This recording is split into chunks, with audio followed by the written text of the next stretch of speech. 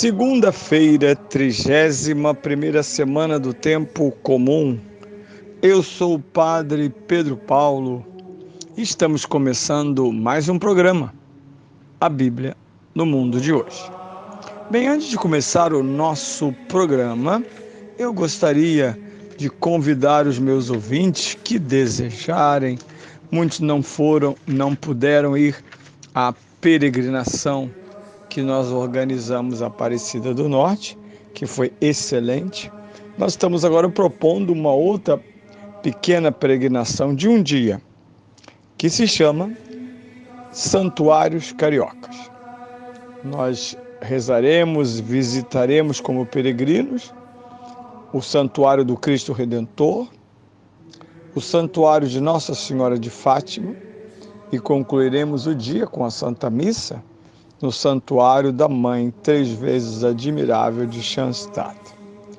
Um dia de oração, confissão, missa, o rosário rezado ao longo deste dia.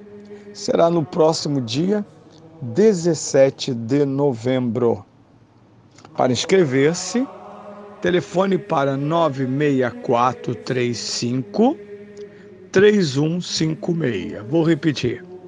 96435 3156 e fale com a Cíntia, que com seu esposo William está organizando a infraestrutura desta jornada maravilhosa em torno de 3 santuários dos outros muitos da nossa cidade. Venha conosco.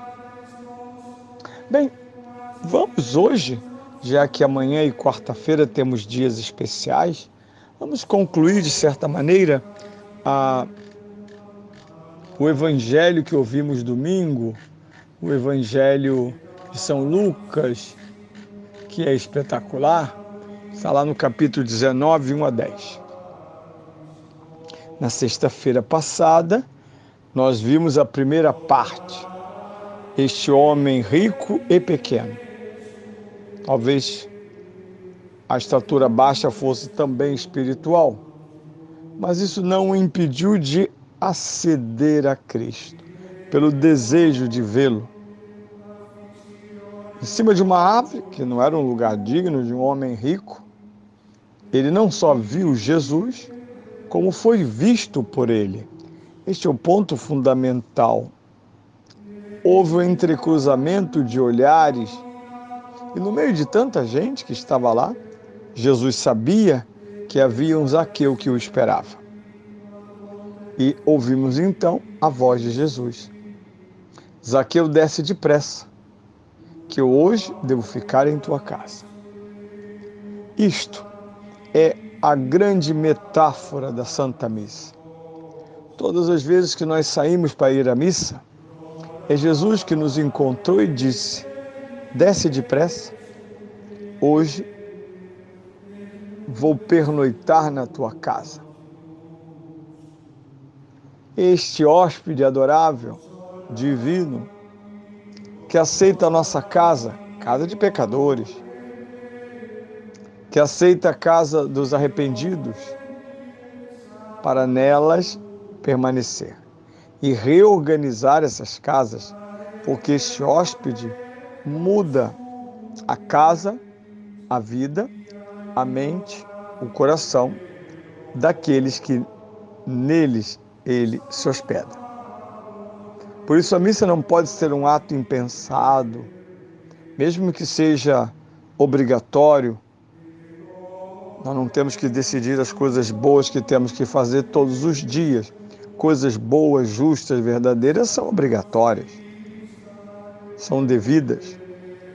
Num estado em que estamos, em que o erro é mais cotidiano que o acerto, as pessoas nos agradecem pelas coisas que devemos e devíamos fazer, como o respeito, como a solidariedade.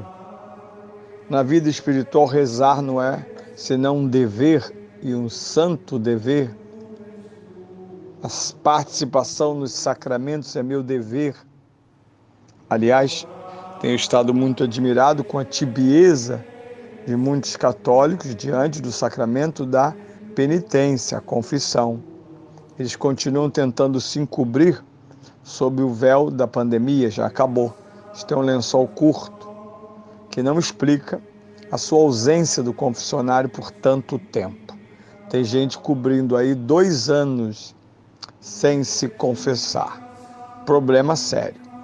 Agrava-se esse problema que eles se auto-permitem de comungar nas missas em que participam, sabendo que não deveriam.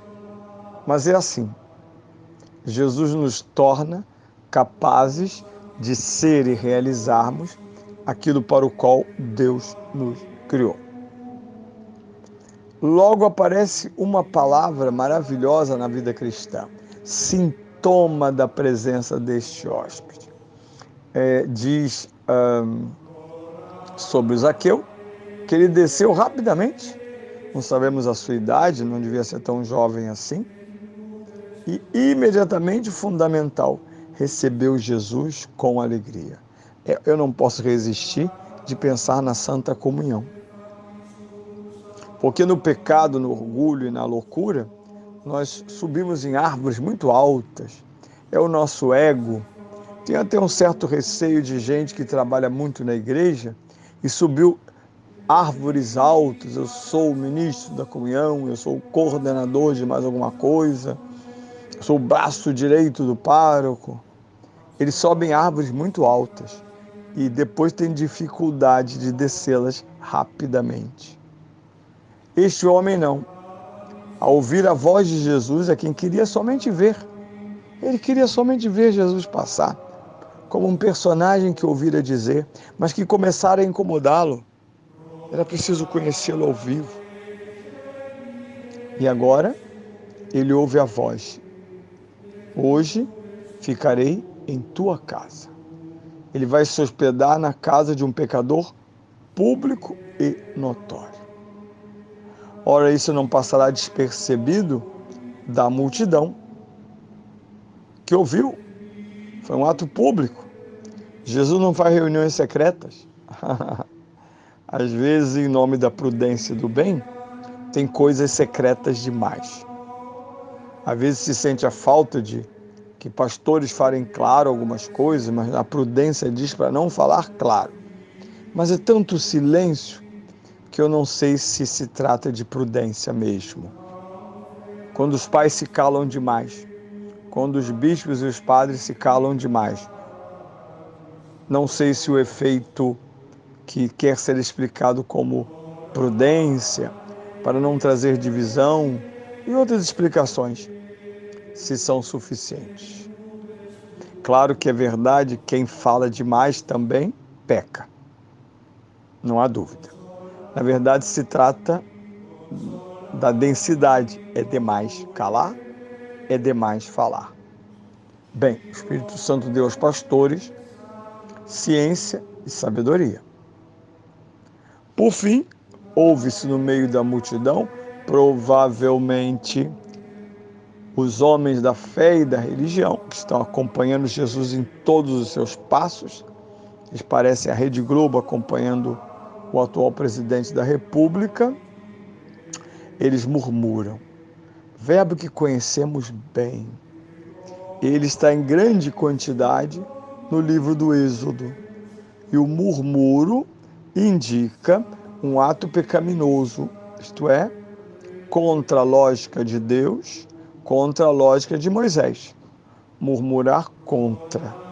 O murmúrio não é um grito, é algo que se ouve, que se percebe. Um burburinho. Em geral, fruto de sustos, de reações, de emoções fortes. Pois é, eles murmuram. E desse murmúrio, o evangelista São Lucas lança-nos o comentário, afinal de contas, as pessoas estão murmurando. E a nossa pergunta é, sobre o quê? Ele foi hospedar-se na casa de um pecador.